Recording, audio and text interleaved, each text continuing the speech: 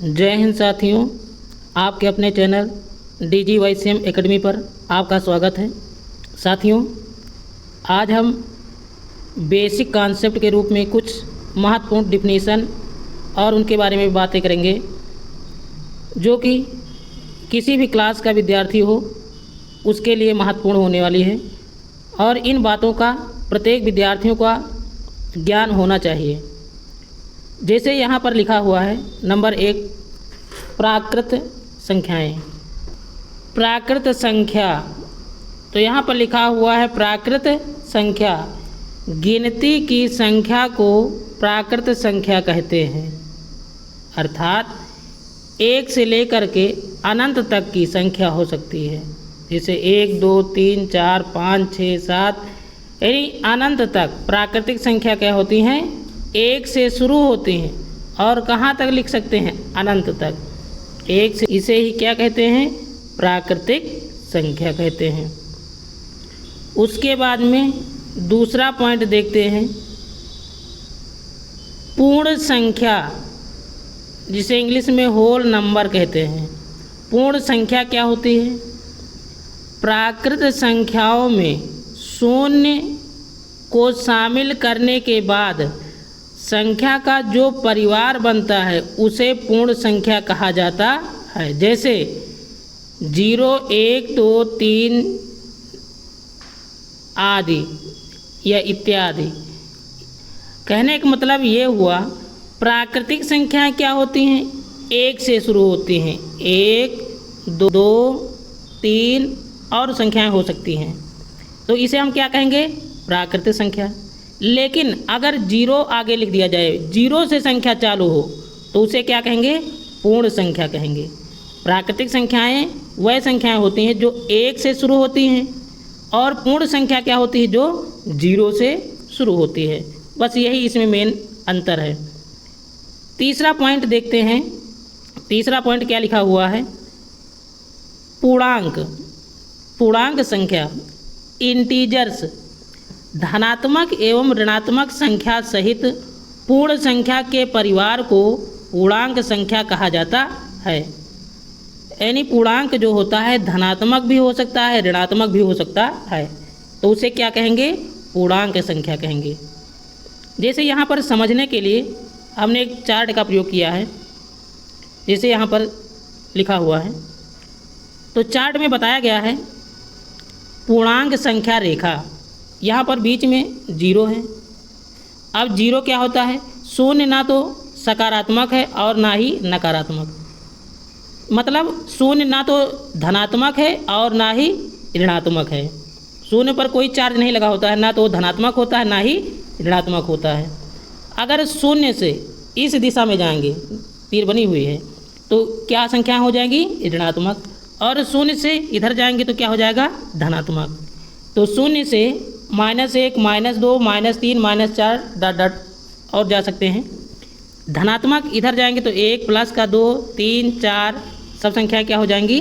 धनात्मक हो जाएंगी। और शून्य ना तो धनात्मक होता है और ना ही ऋणात्मक होता है। इसे ही क्या कहते हैं? पूर्णांक कहते हैं। इसे ही पूर्णांक कहा जाता है। अब देखते हैं सम संख्या, इवन नंबर। सम संख्या किसे कहते हैं या इवन नंबर इसे क्या कहते हैं? वह प्राकृतिक संख्याएं जो 2 से विभाज्य हों उन्हें सम संख्या कहा जाता है। सम संख्या क्या होती हैं? वह प्राकृतिक संख्याएं जो 2 से विभाज्य हों उन्हें सम संख्या कहा जाता है। जैसे 2, 4, 6, 8 डॉट डॉट और संख्याएं हो सकती हैं। जैसे सम संख्याओं का मतलब ये हुआ, मान लीजिए हमारे पास 4 है। क्या 4 सम है? हाँ है। कैसे पता चला? अगर हम यहाँ से 2 से भाग देंगे तो 2 दूनी 4 पूरा कट जाएगा, तो 2 1 4 1 क्या है? सम संख्या है। लेकिन अगर मान लिया जाए यहाँ पर लिखा है 2, 4, 3, 6, 0, 8, अब इतनी बड़ी संख्या लिखी है, अब ये क्या सम संख्या है? अब हमको भाग देना पड़ेगा, समय लगेगा। तो यहाँ पर अगर बड़ी से बड़ी संख्या दी जाए तो करना क्या है? सम संख्या समझने के लिए, पहचानने के लिए क्या करना है? लास्ट में कितना यहाँ पर लिखा हुआ है? 8 लिखा हुआ है, तो ये संख्या कैसी है? सम संख्या है। अगर लास्ट के डिजिट 0, 2, 4, 6, 8 मिल जाएं तो वो संख्या कैसी हो जाएगी? सम संख्या हो जाएगी। कुछ नहीं देखना है, अगर कोई भी संख्या लिखी है, कितनी भी बड़ी संख्या लिखी है, लास्ट में इकाई के स्थान पर 0, 2, 4, 6, 8 अगर आ रहा है तो वो संख्या कैसी हो जाएगी? सम संख्या हो जाएगी। तुरंत आपको बता देना है कि संख्या कैसी है? सम संख्या है। और इस प्रकार से इसी तरह से भी याद रख सकते हैं कि जिस संख्या को 2 से भाग देते हैं अगर पूरी पूरी विभाजित हो जाती है तो सम संख्या है, अगर उसमें शेषफल बचता है अर्थात पूरी पूरी विभाजित नहीं होती है तो उसे क्या कहते हैं? विषम संख्या कहते हैं। अब विषम संख्या देखते हैं। विषम संख्या को क्या कहते हैं? इंग्लिश में ऑड नंबर कहते हैं। वे प्राकृत संख्या जो 2 से विभाज्य नहीं होती हैं उन्हें विषम संख्या कहा जाता है, जैसे 1, 3, 5, 7 इत्यादि। वह प्राकृतिक संख्याएं जो 2 से विभाजित नहीं होती हैं उन्हें क्या कहते हैं? विषम संख्या कहा जाता है। जैसे मान लिया जाए यहाँ पर लिखा है 5। अब जब 5 को हम 2 से भाग देंगे तो 2 दूनी 4। अब शेषफल हमारा कितना बचा? 1 बचा। तो क्या पूरी पूरी संख्या कट गई? नहीं कट पाई, शेषफल आ रहा है। इसलिए 5 कैसी संख्या है? 5 एक विषम संख्या है। तो सम और विषम आपको समझ में आ गया होगा। सम संख्याएं वह संख्याएं होती हैं जो 2 से भाग देने पर पूरी पूरी कट जाती हैं। विषम संख्याएं वह होती हैं जो 2 से भाग देने पर पूरी पूरी नहीं कटती हैं, उसमें शेषफल बच जाता है। उसे शायद ये आपको समझ में आ गया होगा। अब नेक्स्ट देखते हैं रूढ़ या अभाज्य संख्याएं।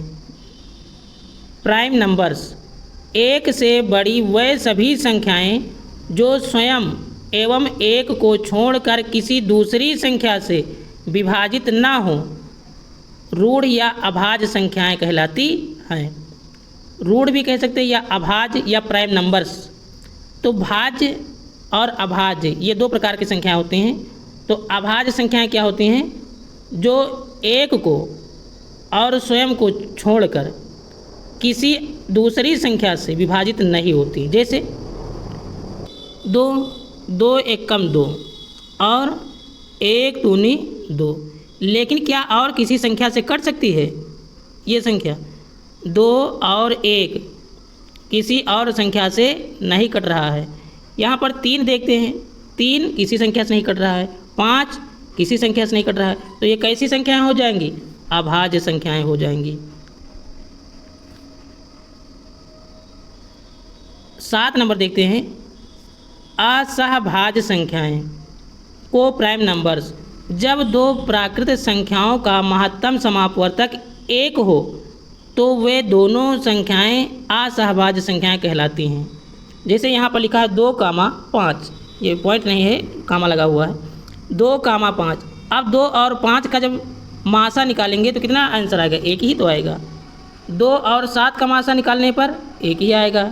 यहाँ पर 4, 9 होना चाहिए। 4, 9 का मासा निकालेंगे कितना आएगा? 1 आएगा। तो इस युग्म को क्या कहते हैं? असहभाज्य संख्या का युग्म कहा जाता है। 8 नंबर पर देखते हैं, जैसे यहाँ पर लिखा हुआ है यौगिक भाज्य संख्याएं। 1 से बड़ी वे सभी संख्याएं जो स्वयं एवं 1 को छोड़कर किसी दूसरी संख्या से भाज्य हों यौगिक या भाज्य संख्याएं कहलाती हैं। जैसे 4 किससे कट सकता है? 4 1 से कट सकता है और 4 से भी कट सकता है, लेकिन 2 दूना 4 भी कट सकता है। यहाँ पर थोड़ी इम्पॉर्टेंट बात है, इसको समझ लीजिए। जैसे मान लीजिए यहाँ पर लिखा है भाज्य संख्याएं और ये हैं अभाज्य संख्याएं। अभाज्य मान लीजिए भाज्य में लिखा है 4, हमने 4 लिख दिया। अब 4 किससे कट सकता है? 1 गुणे 4, 1 चौके 4 कट जाएगा। और 4 स्वयं से भी कट सकता है, 4 एकम 4। लेकिन एक संख्या और से भी कट सकता है, किससे? 2 गुणे 2, 2 दूनी 4। और अभाज्य में क्या होगा? मान लीजिए यहाँ पर 2 लिखा हुआ है तो 1 गुणे 2, 2 एकम 2। उसके बाद में 2 गुणे 1 बराबर कितना हो जाएगा? 2 हो जाएगा। अब यहाँ पर ध्यान देने वाली बात है, निष्कर्ष क्या निकला यहाँ पर, भाज्य संख्याएं वह संख्या होती हैं जो एक से और स्वयं से, स्वयं का मतलब ये हो जैसे 4 है तो 4 जो संख्या है वही स्वयं, तो भाज्य संख्या वह संख्याएं होती हैं जो एक से स्वयं से कटने के साथ साथ में किसी और अन्य संख्या से भी कट जाती हैं, उसे क्या कहते हैं, भाज्य संख्या कहते हैं। जैसे मान लीजिए एग्जाम्पल में यहाँ पर लिखा हुआ है, जैसे 4 किससे कट सकता है, 1 चौके 4 और 4 एक कम 4, लेकिन और संख्या से कट जाएगा, किससे, 2 गुणे 2, 2 दूनी 4। जैसे यहाँ पर लिखा है 6 किससे कट जाएगा, 1 छक्के 6 और 6 एक कम 6, लेकिन दूसरी संख्या से भी कट सकता है, कैसे, 2 तिहाई 6 और 3 दूनी 6। इसी तरह से ये क्या हो जाएंगी, भाज्य संख्याएं हो जाएंगी। अभाज्य संख्या का मतलब ये हुआ कि जो संख्याएं एक से कट जाएं और स्वयं से कट जाएं लेकिन और किसी अन्य संख्या से ना कटे, उसे क्या कहते हैं, अभाज्य संख्या कहते हैं। तो शायद ये समझाना हमारा सफल रहा होगा, आप लोगों को समझ में आ गया होगा। अगर समझ में नहीं आया है तो इसके बारे में कमेंट कीजिए, हम दोबारा समझाएंगे। तो भाज्य और अभाज्य आप लोगों को समझ में आ गया होगा। भाज्य संख्याएं वह संख्याएं होती हैं, याद रख लीजिए, कि जो संख्याएं एक से और स्वयं से तो कट जाती हैं लेकिन किसी और अन्य संख्या से भी कट जाती हैं, उसे क्या कहते हैं, भाज्य संख्या कहते हैं। अभाज्य संख्याएं क्या होती हैं, जो संख्याएं एक और स्वयं से ही कटती हैं और किसी अन्य संख्या से नहीं कटती हैं। जैसे कि यहाँ पर लिखा हुआ है अभाज्य संख्या, यहाँ पर कितना लिखा है, 2। अब जैसे यहाँ पर लिखा हुआ है 2, अब 2 किससे कटेगा, केवल 1 से और 2 से, और किसी से नहीं कट पाएगा। 3 1 से और 3 से, 5 1 से और 5 से, यहाँ पर 17 1 और 17 से। तो वही तो कह रहा है यहाँ पर, एक से बड़ी वे सभी संख्याएं जो स्वयं एवं एक को छोड़कर किसी दूसरी संख्या से विभाज्य ना हो, यानी एक से कट जाएंगी और स्वयं से कट जाएंगी लेकिन किसी और संख्या से नहीं कटेंगी, उन्हें क्या कहेंगे, अभाज्य संख्या। और भाज्य संख्या किसे कहेंगे, जो संख्याएं यहाँ पर लिखा हुआ है, एक से बड़ी वे सभी संख्याएं जो स्वयं एवं एक को छोड़कर दूसरी संख्या से भाज्य हों, यानी एक से और स्वयं से तो कट ही जाएंगी लेकिन और अन्य संख्या से भी कट जाएं, उन्हें क्या कहेंगे, भाज्य संख्या कहेंगे। तो भाज्य और अभाज्य संख्याएं परीक्षा में पूछ ली जाती हैं, इंपॉर्टेंट हैं। एक क्वेश्चन आता है कभी कभी कि सबसे छोटी अभाज्य संख्या क्या होती है, तो 2, सबसे छोटी अभाज्य संख्या 2 होती है। अगला नंबर देखते हैं, परमेय संख्याएं वे संख्याएं जो P/Q के रूप में लिखी हों, जहां P एवं Q कोई पूर्णांक है एवं Q does not equal to 0 हो, परमेय संख्या कहलाती है। जैसे P/Q के रूप में कोई संख्या लिखी हो, P/Q का मतलब ये हुआ कि बटे में लिखी हो।